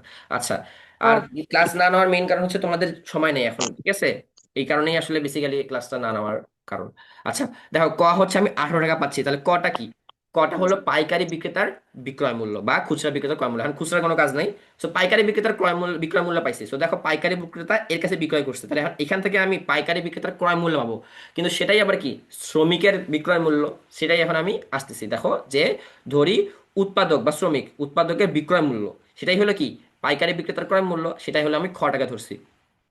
সো সেম নিয়ম, যে আমরা জানি যে ক্রয় মূল্য যোগ লাভ হলো বিক্রয় মূল্য। সো ক্রয় মূল্য কত আমার এখানে টাকা, তাহলে যোগ আমরা লাভ কত জানি যে এর 20%। সো কি হচ্ছে ক্রয় মূল্য, ক্রয় মূল্যের 20% সমান সমান হচ্ছে আমার 18 টাকা, সেখান থেকে আমি পাচ্ছি 15 টাকা। বুঝা গেছে? আবার সেম নিয়ম, মানে এইভাবে করতে করতে তোমার মেন জিনিসে আসবে যে দেখো উৎপাদকের ক্রয় মূল্য এখন কত, টাকা। এখন উৎপাদকের ক্রয় মূল্য টাকা, সেই যোগ এর 20% করে আমি 15 টাকা পাচ্ছি। সেখান থেকে আমি এর হলো ভ্যালু পাচ্ছি, সেটা হলো 12.5 টাকা। সো পণ্যটি উৎপাদন করতে 12.5 টাকা খরচ হবে। সো বেসিক্যালি তোমাকে এই যে আমি তোমাদেরকে এই যে অ্যারো দিয়ে দেখাইলাম, এই অ্যারোর কাজটাই হলো করতে হবে, যে শ্রমিকের খরচ। তো ফার্স্ট অফ অল খুচরা বিক্রেতা কত টাকা বিক্রি করছে আমার কাছে বা যার কাছেই করুক, সেই টাকাটার থেকে লাফ লাফ দিয়ে এভাবে, মানে ফার্স্টে আমি বের করছি এই জায়গাটা থেকে, আমি বের করলাম এইটা, এখান থেকে বের করলাম এইটা, এখান থেকে বের করছি এইটা। সো বেসিক্যালি 3 স্টেপ, 3 ধাপে আসতেছে। ঠিক আছে? সো নর্মালি এগুলো 10 মার্কের প্রশ্ন দেয়, আর এগুলোতে দেখা যায় যে একটু সময় লাগে। সো সময় পাবা, এটা তো সমস্যা নেই। আচ্ছা, অন্নি আগের বারও হ্যান্ডলেস করে উত্তর দেওয়া আছে, সমস্যা নাই। দেখো 5 বছরে 100 টাকা দ্বিগুণ করার জন্য মুনাফার হার কত হওয়া উচিত? আচ্ছা দেখো 5 বছরে, সরি 5 বছরে 100 টাকা দ্বিগুণ করা। সো 100 টাকা দ্বিগুণ বলতে আসলে কি? মনে করো তোমাদেরকে একটু আগে বললাম যে ধরো যে আমি 100 টাকা আছে, 5 বছর পরে ওই টাকাটা যদি আমি তুলতে যাই দেখা যাবে যে 200 টাকা আছে। সো এই 200 টাকা কি? এই 200 টাকাটা হচ্ছে এই 100 টাকাটা 200 টাকা যদি পরিণত হয়, তার মানে কি এটা ছিল আমার পি, আর এটা হবে আমার এ। বুঝা গেছে? এ কেন? কারণ আমি জানি যে আমার আসল হলো পি, আমার তৈরি হচ্ছে বলছে দ্বিগুণ হয়ে যাবে, তাহলে দ্বিগুণ মানে হলো সেই টাকাটা 100 টাকা থেকে দ্বিগুণ হয়ে আমার 200 হয়ে যাচ্ছে, তার মানে এটা হচ্ছে এ। আর এ মানে কি জানি, আই প্লাস পি। এ যদি হয় 200, আই আমি বের করব, পি আমার দেয়া আছে 100, সেখান থেকে আমি আই পাচ্ছি হলো 100। এটাই আমি লিখছি যে মূলধন 100 টাকা, মুনাফা হচ্ছে 100 টাকা, আর সময় আমার দেয়া আছে 5 বছর। এই ধর সময় আমার 5 বছর দেয়া আছে, তো সেখান থেকে জাস্ট আই কস পি এন আর করতেছি। এখন একটা জিনিস বুঝো, এটা আমি রাখছি এই কারণে যাতে বোঝার জন্য থাকে। সো আর হবে হচ্ছে আমার আই বাই পিএন। আচ্ছা, আর একটা জিনিস বলি তোমাদের জন্য, যে এই জিনিসটা ফলো করবা না, আমি যেভাবে লিখছি সেটা করবা না। আমি তো টাইপ করছি এই জন্য আমার মানে আমার তো অজস্র সময়, সেই কারণে আমি এইভাবে করছি। তোমরা করবা কি, এই লাইনের পরে ডিরেক্ট লাইনে যাবে। কেন যাবা বলি সেটা, মনে করো যে এই লাইনটা যেটা আমি লিখছি R equals to I by PN, এই জায়গায় যদি না লিখে ধরো যে এই লাইনের পরে আমি ডিরেক্ট লিখলাম, এখানে আমি আমার 100 বসাইছি, সমান সমান এখানে আমি 100 বসাইলাম, এখানে আমি 5 লিখলাম, এখানে আমি আর লিখলাম, equals to R equals to, তখন আমার আবার লিখতে হবে 100/100 গুণন 5। তো চিন্তা করো এই লাইনটা যেটা আমি লিখছি, এই লাইনটা লিখতে যে সময় লাগে আমার, তার থেকে এই লাইনটা লিখতে কম সময় লাগার কথা, কারণ সবগুলো তো একটা সংকেত বা সবগুলো তো একটা লেটার। এখানে 100 লিখতে যে সময় লাগে তার থেকে আর লিখতে কম সময় লাগে, এখানে 100 লিখতে যে সময় লাগে তার থেকে আমার এই আই বাই পি এন লেখা হয়ে যায়। বুঝা গেছে? সো বেসিক্যালি তোমরা আগে সূত্রটা সবগুলো একবারে নিয়ে আসবা, সব জায়গায় আগে মানে যেটা বের করবা সেটা বাদে বাকি সবগুলো একদিকে নিয়ে আসবে, তারপরে ভ্যালুগুলো বসাবে। এখানে তো জাস্ট 100 জন্য, দেখা গেলো 1000 দেওয়া আছে বা 25,000 দেওয়া আছে, তখন আরো বেশি করে লিখতে হবে। সো সংখ্যাগুলো আমরা পরে লিখবো, আগে আমরা সবগুলো একদিকে আনার পরে সেই অনুযায়ী বসাবো। সো দেখো এটা কাটাকাটি করার পর 100 আর 100 কেটে যাচ্ছে। সো আর সমান সমান পাচ্ছি আমি 1/5, কিন্তু আমি তো এখানে লিখছি 40%। আচ্ছা, এখানে ভেবে খুব সম্ভবত অ্যান্সারটা ভুল হওয়ার কথা, কারণ 100 1/5 এটা 20% হবে। আচ্ছা, তো দেখো, সো 100 পাচ্ছি আমি। এখন কথা হচ্ছে আর ইকস টু 1/5 আছে, কিন্তু আমাকে তো বের করতে হবে কত পার্সেন্ট, সো এখানে আমি 100% দেবো। ঠিক আছে, আর এর ভ্যালু অবশ্যই পার্সেন্টেজে বের হবে, কিন্তু যখন আমরা I equals to P N R এ আর বসাবো তখন সংখ্যায় বসাবো। একটু আগে তোমাদেরকে আমি বলছিলাম, খুব সম্ভবত প্রথম প্রশ্নটা, এই যে দেখো যে আর এর ভ্যালু আমার এটা 3 সমস্ত 7/3 দেখো আমি 6/175 করছি। কেন? কারণ হলো 7 3 হলো 21, 21 আর 3 হলো 24, তো 24/7 দেওয়ার পরে 7 3 হচ্ছে তোমার 21, 21 আর 3 24, হ্যাঁ 24/7, তার সাথে আমি হচ্ছে 100% তোমার, সরি 100% তো না, এটা হচ্ছে 1/100 হবে। দাঁড়াও, এটা 1/100 হবে, হ্যাঁ 1/100। এই জিনিসটা আমি জাস্ট কাটাকাটি করার পরে যেটা ভ্যালু আসে সেটা লিখছি এখানে। বোঝা গেছে? 1/100 হবে, হ্যাঁ। বাট যখন তোমার এই জিনিসটা আছে, এটাকে যখন তুমি আবার আর এ নিয়ে যাবা, তখন এইটার সাথে আবার 100 গুণ করতে হবে, 100% গুণ করতে হবে। বুঝা গেছে?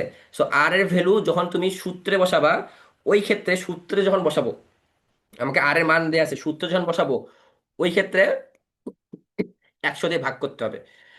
আবার যখন আমরা আর এর মান বের করবো কত পার্সেন্ট বা কত শতাংশ, ওই ক্ষেত্রে আমরা 100 দিয়ে গুণ করব। এইটাই বুঝা গেছে? আমি খুব ফাস্ট কথা বলতেছি।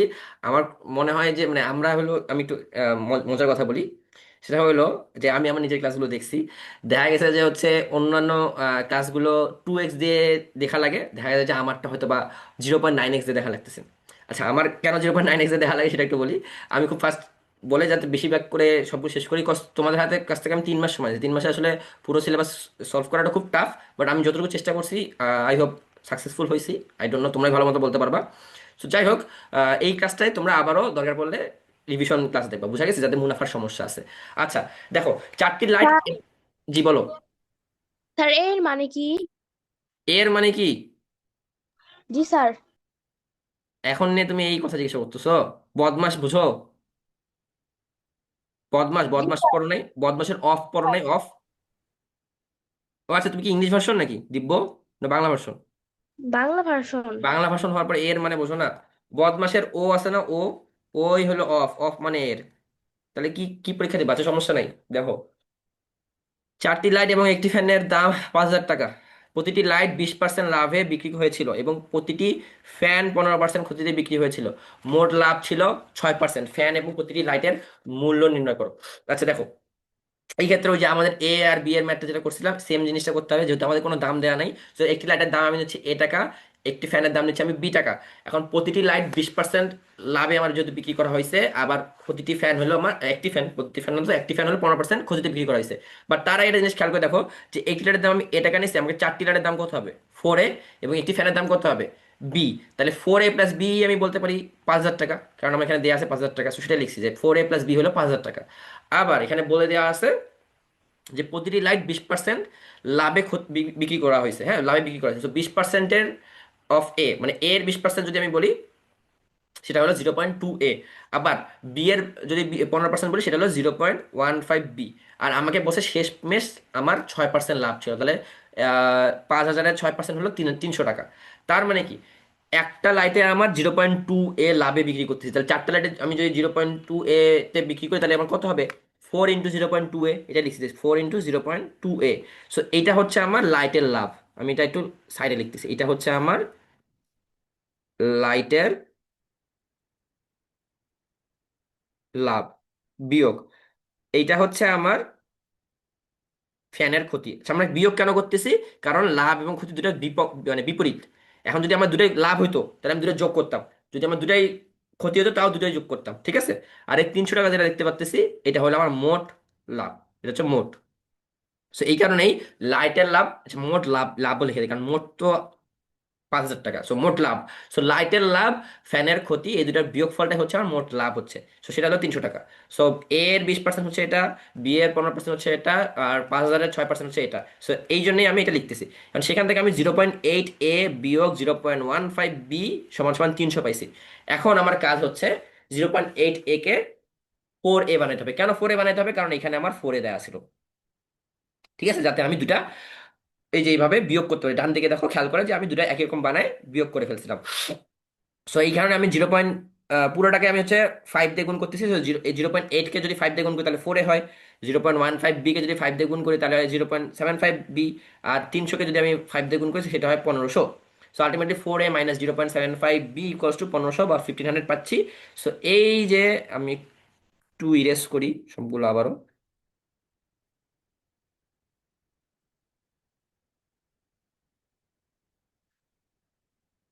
হুম। সো দেখো, এই যে এইখানে 4a+b 5,000 টাকা ছিল, আর এইখানে আমি 4a-0.7b 1,500 টাকা পাচ্ছি। এই দুটো যদি আমি মানে বিয়োগ করে ফেলি তাহলেই কিন্তু আমরা একটা বি এর মান পাচ্ছি। কিভাবে? দেখো যে 4a+b, এটা হলো উপর থেকে আনছি, 4a+b লিখছি, বিয়োগ হলো এই লাইনটা 4a-0.75, এই যে 4a-0.75b। সো 5,000 টাকা এই পাশে, ডান পাশে থাকছে 5,000 টাকা, সেই 5,000 টাকা লিখছি, আর এই পাশে ছিল 1,500, সেই 1,500 টাকা লিখছি।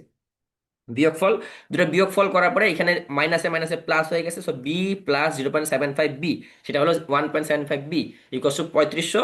বি এর ভ্যালু হলো 2,000 টাকা, তাহলে ফ্যানের দাম আমরা ধরছিলাম বি, সেটাই পাইছি 2,000 টাকা। আর চারটা লাইটের দাম পাইছি আমরা ধরছিলাম এ, আমরা এই বি এর মানটাই বসাই দিছি হচ্ছে এই জায়গায়। সো এই জায়গায় যদি আমি 2,000 টাকা বসাই দাও, 2,000 টাকা বসাই দাও, তাহলে 2,000 টাকা পেশে বিয়োগ করে 3,000 টাকা হচ্ছে, তাহলে চারটা লাইটের দাম হলো আমার 3,000 টাকা। আমাকে যদি চারটা লাইট বের করতে দিত তাহলে আমি 3,000 টাকা পাইতাম, আর আমাকে যেহেতু এক লাইট বের করতে বলছে তাহলে 4,000, 4 দিয়ে 3,000 টাকাকে বিয়োগ করলেই পাচ্ছি এটা 750 টাকা। আচ্ছা, জোরে কথা বলতে বলতে অবস্থা খারাপ হয়ে গেছে। আচ্ছা দেখো, একটি পেস্ট এবং একটি ব্রাশের দাম একসাথে হলো 500 টাকা। যদি পেস্টের দাম 10% এবং ব্রাশের দাম 5% বৃদ্ধি করা হয় তাহলে বর্ধিত দাম হলো 545 টাকা।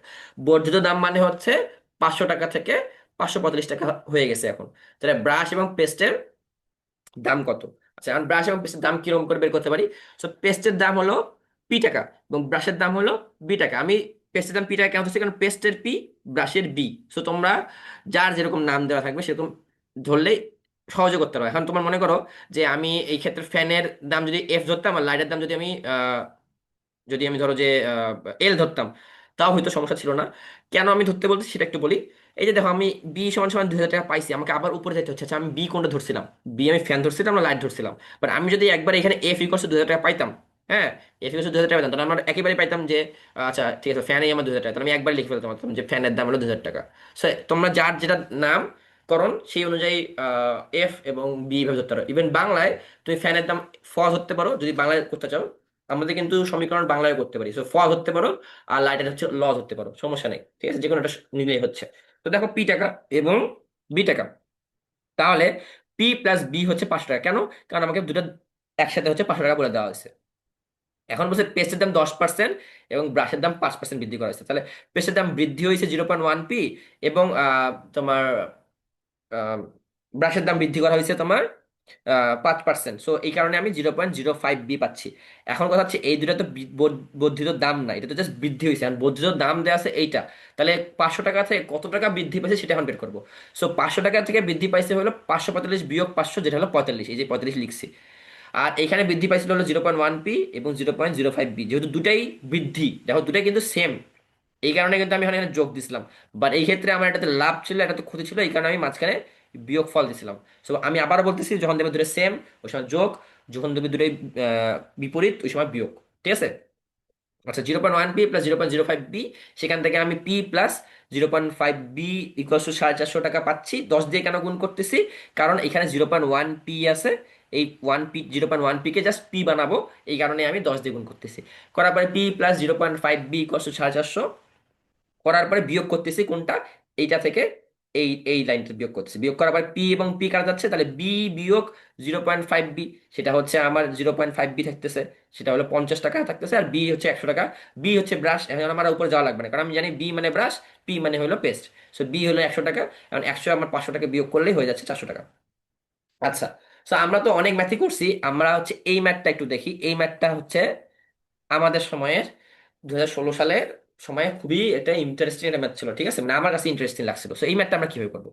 দেখো, আমাকে ক এবং খ একটি কাজ, আমরা তো নর্মালি দুজনের কাজ দেওয়া আছে, দুজনে কত দিনে শেষ করতে পারবে এরকম, বা তিনজনে কাজ দেওয়া আছে, তিনজনে কত দিনে শেষ করতে পারবে এরকম বিষয়টা দেওয়া আছে।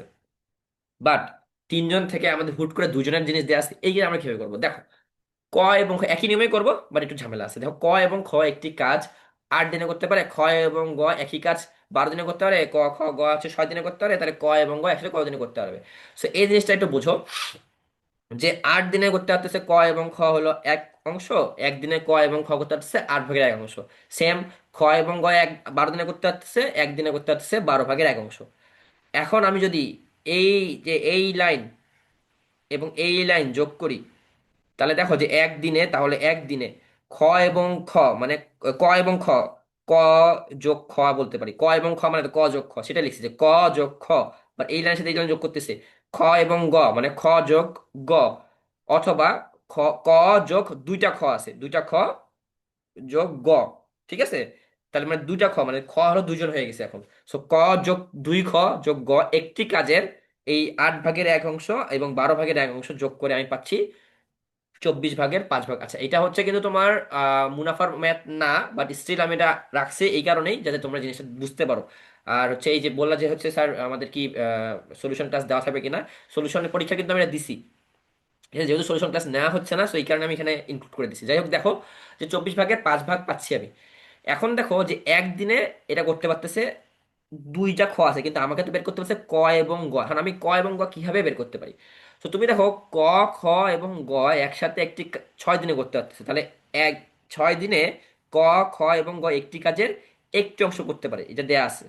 আবার একদিনে ক, খ, গ একটি কাজের 6 ভাগের 1 অংশ করতে পারে। তাহলে একদিনে আমি যদি এটা দ্বিগুণ করি, মানে এদের সবাইকে যদি 2 গুণ করে ফেলি, তাহলে কাজেরও নিশ্চয়ই 2 গুণ আমার প্রোগ্রেস হবে। তাহলে 6 ভাগের 1 অংশের 6 ভাগের 1 অংশের দ্বিগুণ কত হয়?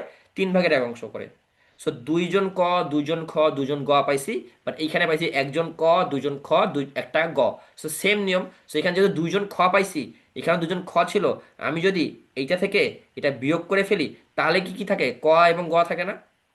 দেখো যে একদিনে দুইজন ক, দুইজন খ, দুইজন গ, এই যে এই লাইনটা বিয়োগ ক দুটা খ যোগ গ, ক দুটা খ যোগ গ, অথবা ক যোগ গ। কেন? দুই খ, ক বিয়োগ ক মানে হলো ক, দুই গ বিয়োগ গ হলো গ, কিন্তু দুই খ বিয়োগ দুই খ কাটাকাটি চলে যায়। সো এই কারণে অথবা ক যোগ গ, যেটা আমাকে ক ও গ এর কথা বলছে যে একটি কাজ।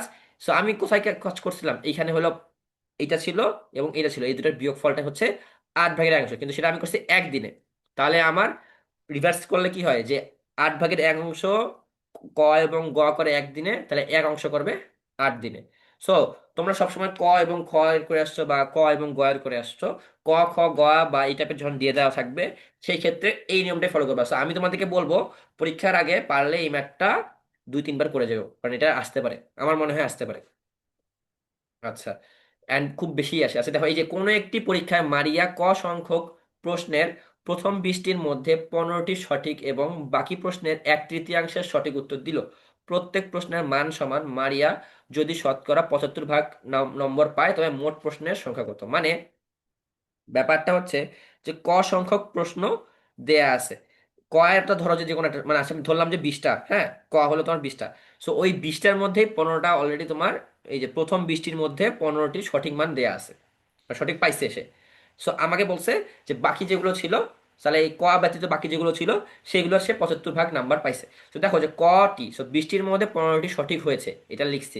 কারণ বাকি রয়েছে কত, ক থেকে এখন 20 বিয়োগ করবো, কারণ আমার মনে করো ধরো যে আমার 100টা প্রশ্ন আছে, সরি 100টা, 100টা প্রশ্ন আছে, তার মধ্যে থেকে 20টা প্রশ্ন যদি চলে যায় তাহলে বাকি কত থাকে, 80টা। সেটা লিখছি যে কটা প্রশ্ন দেওয়া ছিল, তার মধ্যে 20টা প্রশ্নের মধ্যে এই যে ধরো যে এই 20টার মধ্যে 15টা উত্তর সে করছে, তাহলে বাকি 80টার মধ্যে কত পাইছে সেটা এখন আমাকে বের করতে হবে আর কি। তো এটাই বলছে যে 20টির মধ্যে 15টি সঠিক হয়েছে, তাহলে বাকি আছে হচ্ছে ক বিয়োগ 20টি। আর এর মধ্যে সঠিক হয়েছে কত, যে যদি শতকরা 75 ভাগ নাম্বার পায়। সো ও সরি, এখানে না, এই যে এবং বাকি প্রশ্নের 1/3, 1/3 সঠিক উত্তর দিল, তার মানে বাকি প্রশ্ন কতটুকু ছিল, বাকি প্রশ্ন ছিল এটা, তার 1/3 সঠিক ছিল, তাহলে তার 1/3 হচ্ছে এটা, তার 1/3 এটা কিভাবে, কারণ ভাগ ক বিয়োগ 20, তার যদি 3/1 ভাগ করতে যাই তাহলে দেখো এইভাবে লিখতে হবে, বিয়োগ 20 এর 3/1 ভাগ, তার মানে একের সাথে যদি আমি এটা গুণ করে দিই সেটাই তো আমার হয় যে বিয়োগ 20/3। ঠিক আছে, সো বিয়োগ 20/3, এইটা হলো বাকি ছিল। আর সে বলছে যে মোট সে শতকরা 75 ভাগ পাইছে, তার মানে কি, যে এইটা বাকিটুকু সঠিক উত্তর ছিল এবং আগের যে 15টা উত্তর সঠিক দিছে সেটা মিলাই হলো মোট প্রশ্নের 75 ভাগ পারছে। তার মানে কি, এইটা যোগ 15 এবং মোট প্রশ্নের 75% সে পায়, তার মানে হচ্ছে ক সমান সমান 20। বুঝা গেছে? স্যার, জি বলো। স্যার তখন তো আমি এর কথা জিজ্ঞেস করি না, আমি ওই যে মুনাফার ভিতর আপনি এ লেখছেন ওইটার কথা জিজ্ঞেস করছি। ও, তো সেটা আমাকে বলবো না যখন আমি বলছি মুনাফার ভিতরে যে এ আছে সেটা হলো সুদ আসল। ওকে, সুদ আসল। আচ্ছা সরি, আমি বুঝতে পারি না দিব্য তোমার কথাটা। এর মানে কি, মানে বুঝাই, তুমি বলছো এর মানে কি, এর মানে তো বুঝাই আসলে এই এর মানে কি, আমি এটা ভাবছি, বুঝা গেছে, সরি। আচ্ছা যাই হোক, এই এ এর মানে হচ্ছে আই প্লাস পি, মানে হলো এটা মোট বা সুদ আসল, এটাকে সুদ আসল বলবো। যখন তোমার পরীক্ষায় সুদ আসল দেওয়া থাকবে না, তখন এটা মনে করবা। সুদ আসল কেন বলি, সুদ আসল হলো তোমার আসল টাকাটা যেটা আছে, ধরো যে 5 বছর পরে সেটা মানে একটু ম্যাথ করলাম না আমরা, যে একটা টাকা 100 টাকা সেটা হলো পি, সেটা 2 বছর পরে হয়ে গেছে 200 টাকা, তার মানে সেটাই হলো আমার সুদ আসল, মানে আসল এবং সুদ যোগ করে আমার যেটা আসে সেটা হলো এ। বুঝা গেছে? জি স্যার। ওকে, সরি আমি তোমার কথাটা তখন বুঝতে পারিনি। আচ্ছা, এই যে নির্বাচনের এই ম্যাথটা বা এই টাইপের পার্সেন্টেজের মানুষের ম্যাথগুলো যেটা দেওয়া থাকে এটা একটু বুঝো। এটা শর্টকাট আমি করে দিচ্ছি, দেখো যে কোনো এক নির্বাচন কেন্দ্রে ভোটারদের 95% উপস্থিত ছিল, দুইজন প্রার্থীর একজন উপস্থিত ভোটারদের 54% ভোট পাওয়ায় অপর প্রার্থী অপেক্ষা 152 ভোট বেশি পেল, ভোটারদের মোট সংখ্যা নির্ণয় করো। আচ্ছা, ধরো 100 তো তোমার মানুষ আছে, কিন্তু তার মধ্যে থেকে 95 মানুষ আছে, এখন বলছে 95%-এরও আবার 54% হচ্ছে তোমার একজন ভোটার পেয়েছে। তো 95টাকে আমি আপাতত বাদ রাখছি, ধরো যে 95% যেটা আছে সেটা আপাতত বাদ রাখছি, 95%টাই তখন আবার 100%-এ কনভার্ট হয়ে যায়। আবারও বলতেছে যে 100 জনের 100%-এর মধ্যে 95% তোমার আসছে, ধরো যে তোমার 5,000-এর মধ্যে ধরো যে 4,500 জন মানুষ আসছে, সরি 4,500, এখন বলছে 4,500 জনের মধ্যে কতজন সেই ভোটটা ইয়ে করছে, তখন ধরো যে 5,000 জনের মধ্যে 4,500 জন আসছে, 5,000-এর মধ্যে 4,500 জন আসছে, এখন এরও আবার দেখা গেলো যে 54%, 54% আরেকজন পাইছে। ব্যাপার হচ্ছে এরকম, বুঝা গেছে, মেইনটার 54% না, এই জিনিসটা 54%। সেম এই 95%টা ধরো যে হচ্ছে এই যে 4,500, সেই 95%-এরও আবার 54% ভোট পাইছে আরেকজন। তাহলে দেখো খেয়াল করে, যে একজন ভোটার পাইছে হলো 54%, তুমি চিন্তা করো যে 100%-এর মধ্যে একজন যদি পায় 54%, তাহলে বাকি কত থাকে, 46% না? সো দেখো, এ পাচ্ছে 54%, আরেকজন পাচ্ছে 46%, এই দুজনের মধ্যে পার্থক্য কত, 8%-এর পার্থক্য। তাহলে এখন বলছে মোট ভোট পাওয়ার অপর প্রার্থী অপেক্ষা 152 ভোট বেশি পাইছে, তার মানে কি এই 8% বেশি পাইছে মানেই তো 152টা বেশি ভোট পাইছে, মানে 8%-টাই আমি 152 বলতে পারি না। সো এটাই করছি যে ক হইলো আমার মোট ভোট সংখ্যক আর কি। সো ক এর 95%, এটা তো আমার মোট যে ভোট মানে ভোটার যারা ছিল তার হচ্ছে 8%। আমি তোমাদের একটু আগে বলছি যে 100%-এর 95%, 100% হচ্ছে ক। সো ক এর 95%, তারও আবার 54% ভোট পাইছে হইলো একজন, আর তারও আবার 46% পাইছে আরেকজন।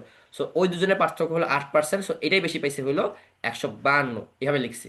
সো এখানে আমার ক এর 95% হচ্ছে 95 ক/100, এর 8/100 সমান সমান হচ্ছে 152। সেখান থেকে আমি ক এর মান বের করতেছি, গুণ করার পরে ক এর মান পাচ্ছি, সেটা হলো 2000 জন। 2000 জন ভোটার ছিল। আচ্ছা, এটা আমাদের লাস্ট। তোমাদের সময় কিন্তু আমি এক্সিড করে ফেলছি, সমস্যা নাই।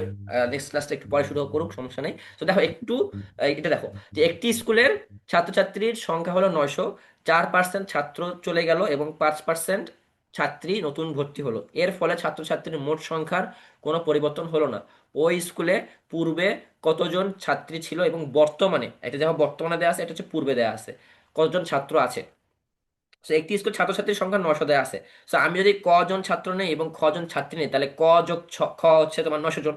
এখন 4% ছাত্র যদি চলে যায়, তাহলে কতজন চলে যায়? চলে যাওয়ার পরে ছাত্র থাকে হচ্ছে, চলে যায় হচ্ছে ক এর 4%, আর আগে ছিল ক। তাহলে এই জন্য বিয়োগফল হবে, চলে গেছে যেহেতু। সো এই কারণে 96 ক/100। আবার নতুন করে ভর্তি হওয়া মানে হলো যোগ হওয়া। সো 5%-এর মানে খ এর 5% যোগ হবে হচ্ছে ক্ষয়ের সাথে। সো মোট আবার নতুন করে হয়েছে 105 খ/100। এখন দেখা গেল যে পরিবর্তন হয় নাই, তার মানে কি এই দুটা যোগফলই আবার আমার 900 হবে। সেটাই করলাম। সেখান থেকে আমি 96 ক আর হলো 105 খ পাচ্ছি। আমি এইখানে দেখো যে হচ্ছে 96 ক আছে আর এখানে ক আছে, তার মানে এই সংখ্যাটাকে যদি আমি 96 দিয়ে গুণ করি, তাহলে আমার হয় কত?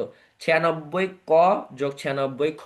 তো সেটাই করছি, যে 96 দিয়ে গুণ করছি, গুণ করার পরে 96 ক যোগ খ, বিয়োগ করব আমি এই লাইনটাকে। তো সেটা লিখছি 96 ক বিয়োগ 105 খ। সো 96 দিয়ে 900-কে গুণ করছিলাম, বিয়োগ হলো আমার এই 9000। করার পরে আমি 96 ক এবং 96 ক কেটে যাচ্ছে, 96 খ আর 105 খ এর বিয়োগ ফল হলো 9 খ, কিন্তু 105-এর সামনে যেহেতু বিয়োগ আছে সেখানে বিয়োগ, আবার এই দুটার বিয়োগ ফল আমার বিয়োগ আছে। তো বিয়োগ বিয়োগ কেটে যাচ্ছে, 9 খ সমান সমান 3600, তাহলে খ সমান সমান 400। তাহলে ছাত্রীর সংখ্যা হলো 400, ছাত্র সংখ্যা হলো 500। আমি বলছে যে এটা ছিল বর্তমান, এটাও ছিল মানে পূর্বে, এটা হলো পূর্বে, কিন্তু আমাকে বলছে পূর্বে ছাত্রীর সংখ্যা হলো খ, কিন্তু বর্তমানে হলো আমার ক এর থেকে 4% কিন্তু চলে গেছে। সো এইটাই হলো বর্তমান, ক বিয়োগ ক এর 4%, বা 96 ক এতে যদি আমি ক এর মান বসাই দিই তাও হবে। এখানে যদি আমি 500 বসাই দিই তাও হবে, সমস্যা নেই। সো 100 দিয়ে 500 কাটলে 5 হয়, 5 দিয়ে 96 গুণ করলেই আমার 480 হবে। খেয়াল করে দেখবা ম্যাথ মিলে যাবে। সো ক এর ভ্যালুটা জাস্ট এখানে বসে দিলেও হয়ে যাবে। সো আই হোপ সবাই বুঝতে পারছো। সো আমার আজকে হচ্ছে এই পর্যন্তই ছিল। তোমাদেরকে আমি শেষে কিছু কথা বলে যাচ্ছি, আপাতত স্ক্রিনটা অফ করতেছি, তোমরা রেকর্ড ক্লাসটা আরেকবার দেখে নেবে। আমি খুব ফাস্ট কথা বলছি, সো একটু হয়তো বা দেখা গেছে যে সবাই বুঝতে পারো নাই, চেক করে নেবে, ইনশাল্লাহ বুঝে ফেলতে পারবা। সো শেষে আমি আর 2 মিনিট কথা বলবো। 2 মিনিট কথাটা হচ্ছে যে আহ, আল্লাহ যা যা লিখে রাখছে তোমার জন্য ভাগ্যে, সেটাই হবে। বাট তোমাকে প্র্যাকটিস করতে হবে তোমার মতো করে, তোমাকে এফোর্ট দিতে হবে তোমার মতো করে। অনেকে বলে থাকে যে হচ্ছে আমার ভাগ্যে ছিল না, বা মানে সবসময় ভাগ্যের দোষ দেয় সবাই, ঠিক আছে। বাট বেসিক্যালি তোমাকে চেষ্টা করতে হবে, ঠিক আছে। মানে তুমি যদি চেষ্টা না করলা, সবসময় ভাগ্যের উপর ছেড়ে দিলা হবে না জিনিসটা। সো চেষ্টা এতদিন করছো তো 12 মাস, আর শেষের মনে করো যে আর কতদিন আছে, 6 দিন 7 দিন আছে, 6 দিন আছে বেসিক্যালি। সো 6 দিনও নাই, 5 দিন আছে। সো এই 5 দিন একদম টপ নচ পড়া পড়বা। আর আমার কাছে মনে হয় যে এই 5 দিন পারলে একটু জিকেতে সময় দিও বেশি করে। ম্যাথ আর জিকে, ইংলিশ বাংলা তো আই হোপ পড়ে ফেলছো। আমি মনে করি যে জিকেতে একটু সময় দেয় বেশি করে। কেন? কারণ এখন বর্তমানে সালতাম আমি আছে, আর হলো তোমার ওই যে কারেন্ট অ্যাফেয়ার্স গুলো থাকে, নর্মালি জিকে এগুলো পড়া হয়ে থাকে না, বাট বর্তমানের প্রশ্নগুলো থেকেই বেশিরভাগ জিকে থাকে। যেমন আমি এই সময় আমার মনে করো আমার সব পড়া হয়ে গেছে হচ্ছে জুন জুলাইয়ের দিকে, কজ আমি ডেডিকেটেড ছিলাম। সো যাদের ডেডিকেশন আছে তারা, আমার মনে হয় যে অনেকদিন আগেই সব কিছু শেষ। সো জুন জুলাইয়ের মধ্যে আমি সব কিছু শেষ করে ফেলছি। এরপর থেকে জাস্ট রিভিশনই দিছি, ঠিক আছে। সো রিভিশন তো তোমাদের আই হোপ হয়ে গেছে, বাট নতুন যেটা আমি করছি সেটা হলো যে জিকে আমার কিন্তু পড়া ছিল না। সো জিকে এই কারণে আমি শেষের দিকে আসার পরে ডিসেম্বর নভেম্বর মাসে বেশি করে পড়ছি। সো আমার কাছে মনে হয় যে তোমরা একটু বেশি করে জিকেটা একটু ঘাটাঘাটি করে, দেখা যাবে যে মানে বর্তমানে যে কিছু ঘটনা ঘটে গেছে, হইতে পারে আচ্ছা তোমাদের ন্যাশনাল এবং ইন্টারন্যাশনাল দুটোই আছে তাই না, নাকি শুধু ন্যাশনাল আছে? দুইটাই স্যার। দুটোই আছে, বোধ। বোধ আছে। সো দেখো যে দুনিয়াটা কিন্তু অনেক বড়, এই দুনিয়াতে 7,000 বিলিয়ন মানুষ, 700 বিলিয়ন মানুষ, 7,000 না সরি, 700 বিলিয়ন মানুষ আছে, ঠিক আছে? তো 700 বিলিয়ন মানুষের মধ্যে থেকে তোমার কত, 7 বিলিয়ন তো। Sorry 7,000 million, 800 billion. 7,000 মিলিয়ন, হ্যাঁ ঠিক আছে, 7,000 মিলিয়ন বা 7 বিলিয়ন যেটাই ধরো, সমস্যা নাই, সমস্যা নাই ধরো। সো সেই বেসিক্যালি এই জিনিসটা তোমার এত মানুষের মধ্যে থেকে এত কিছু তোমার জ্ঞান যে আছে, সবগুলো জ্ঞানই কিন্তু তোমার এই চিকের মধ্যে থাকতে পারে। সেটা দেখা গেল যে ইন্ডিয়াতে হইতে পারে, সেটা হইতে পারে আহ, অন্য দেশে হইতে পারে, ঠিক আছে? সো বেসিক্যালি সব দেশের কাহিনী কিন্তু তোমাকে দেখতে হয়, বাট মেইনলি এমফাসাইজ দিবা তোমরা হচ্ছে বর্তমানের কাহিনীতে, ঠিক আছে? সো আই হোপ সবাই পারবা। তোমাদের জন্য, সবার জন্য বেস্ট অফ লাক। আমি তোমাদের সবার জন্য দোয়া করি, অ্যান্ড বেশি বেশি করে দোয়া করি যাতে পাবনা ক্যাডেট কলেজে পড়ো, বিকজ হচ্ছে পাবনা ক্যাডেট কলেজে আমি বেশিরভাগ যাই, আমার কলেজ মেটদের সাথে দেখা হবে বেশি, ঠিক আছে? So, কারো কোনো স্যার কোশ্চেন? হ্যাঁ বলো। স্যার কত নম্বর পেয়ে চান্স পেয়েছিলেন? মার্কস দেখা যায় না ভাই আপু, মার্কস তো আমি জানি না কত পেয়েছি, বাট আমি চান্স পেয়েছি এটা জানি আমি খালি। স্যার আমি আমি আমি মনে করি, আচ্ছা আমি মনে করি আমাদের সময় 200 মার্কসের এক্সাম ছিল, আমি মনে করি হলো আমি 170 থেকে 175 পেয়েছি, যদি তোমার সবকিছু কাটাকাটি করার পরে, লাইক রিটেনের তোমার যেগুলো থাকে সেগুলো তো কাটবেই, ফুল মার্কস সবসময় দেয় না ওগুলা, তাই হচ্ছে কিছু কিছু ভুল হয়েছিল আমার জিকেতে, বেশি আমি বেশিরভাগ বেশি কম পাইছি জিকেতে, বিকজ আমি জিকেতে অত ভালো ছিলাম না, ভালো ছিলাম না বলতে পড়তাম না আর কি। আমার ম্যাথ ইংলিশ বাংলা খুব ভালো লাগতো, জিকে কম পাইছিলাম আমার মনে হয়, ঠিক আছে? তো এই কারণে আমি তোমাদেরকে বললাম যে জিকে বেশি করে পড়বা, কারণ জিকেটা হচ্ছে কঠিন আসছিল আমাদের সময়, একটু খেয়াল করে দেখবা আমাদের সময় একটু বেশি কঠিন আসছিল। আমাদের সময় স্যার বলে দিছিল, আমাদের সময় বলে দিছিল ন্যাশনাল থেকে আসবে, আমাদের ইন্টারন্যাশনাল আসবে বলে নাই, আমরা ইন্টারন্যাশনাল ফেস করছিলাম। আচ্ছা এরপর স্যার আপনি কত সালে দিয়েছেন? 2016। স্যার হ্যাঁ জি বলো। এই ওসমান হাদি যে মারা গিয়েছে, এটার থেকে কি ক্যাডেট কলেজে প্রশ্ন আসতে পারে? না আসার সম্ভাবনা বেশি, কজ এটা অনেক রাজনৈতিক বিষয় তো, না আসার সম্ভাবনা বেশি, বাট কবে মারা গেছে, কেন মারা গেছে আসবে না, কবে মারা গেছে এটা মনে রাখতে পারো, আমি মনে করি জানা স্যার হোক। হ্যাঁ বলো। আমার জ্যামিতি থেকে দুটো প্রশ্ন ছিল। আচ্ছা, প্রশ্ন যেটা ছিল সেটা তুমি হচ্ছে আমাকে ইয়েতে দিয়ে দিও, ইনবক্সে দিয়ে দিও, ঠিক আছে? আচ্ছা, ধন্যবাদ স্যার। মানে শর্ট কোশ্চেন নাকি হচ্ছে বড় কোনো কোশ্চেন? Short question. আচ্ছা বলো, শর্ট কোশ্চেন কি? রম্বসের কর্ণ নির্ণয়ের সূত্রটা কি? আচ্ছা, রম্বসের কর্ণ নির্ণয় সূত্র হলো তোমার ক্ষেত্রফল যেটা আছে না, তোমার হয়তো বা ক্ষেত্রফল দেওয়া থাকবে, হ্যাঁ? তো রম্বসের যে সূত্রটা আছে সেটা দেখবে কর্ণের সাথে তোমার সূত্র আছে। সো তোমাকে যদি দেখা গেলো ক্ষেত্রফল দেওয়া আছে আর একটা কর্ণের ভ্যালু দেওয়া আছে, সো ক্ষেত্রফল সমান সমান হচ্ছে হাফ গুণন দুইটা কর্ণের গুণফলের সমান, ঠিক আছে? বুঝা গেছে? জি আচ্ছা, স্যার। আচ্ছা ঠিক আছে, সো আজকে এই পর্যন্ত থাকলো, সবার জন্য বেস্ট অফ স্যার লাক, আর আমাকে অবশ্যই জানাবা চান্স পাইলে। হ্যাঁ বলো। স্যার জি বলো, স্যার ব্যালনের সমগ্র তলের ক্ষেত্রফলের সূত্র কি? আরেকবার বলো। ব্যালনের সমগ্র তলের ক্ষেত্রফলের সূত্র। ব্যালন, জি। ও আচ্ছা বুঝতে পারছি, ব্যালন বলতে হচ্ছে তুমি বুঝাতে চাচ্ছ যে হচ্ছে যে এখানে হচ্ছে তোমার পানি ভর্তি করে থাকে, ওই ব্যালনের কথা বলতেছো? হ্যাঁ। আচ্ছা, সমতল তোমার শোনো, এখানে বিষয়টা হচ্ছে যদি তোমার আহ সেটা হচ্ছে তোমার যদি বর্গাকার হয় বা আয়তাকার হয়, বেসিক্যালি তোমার বর্গাকার এবং আয়তাকার কথাটা বলে দেওয়া থাকবে, যদি বলে দেওয়া থাকে, বা যদি তোমাকে দেখা গেলো দৈর্ঘ্য দেওয়া আছে এবং তোমার ইয়ে দেওয়া আছে, প্রস্থ দেওয়া আছে, ওই ক্ষেত্রে তুমি চিন্তা করবা যে ব্যালন কয়টা তোমার সারফেস আছে, ব্যালনের সারফেস কয়টা বলো তো? কোনটা? কয়টা? আহ, জানি না আমি ঠিক। আচ্ছা, পৃষ্ঠতল এখন বুঝো, পৃষ্ঠতল একটা বিষয়, আর তোমার হলো চারপাশে যে তল থাকে সেটা, আর যেটা সাথে যদি মুখ খোলা থাকে সেটা আবার আরেকটা বিষয়। সো যদি তোমার পৃষ্ঠতলের কথা বলে দেওয়া থাকে, সো নিচেরটা, সো ওটা জাস্ট গুণ করে দিলে হয়ে যাবে, বাট তোমার চার দিকের কথা যদি বলে, চার কোণার কথা বলে দেওয়া থাকে, তখন 5 দিয়ে গুণ করতে হবে। বুঝা গেছে? বুঝতে পারছো? আচ্ছা, সো আজকে এই পর্যন্ত থাকলো, সবাই ভালো থাকিও, আল্লাহ হাফিজ, আসসালামু আলাইকুম, আসসালামু আমার আলাইকুম। জন্য দোয়া করিও, স্যার আল্লাহ হাফিজ। আসসালামু আলাইকুম। ওয়ালাইকুম আসসালাম।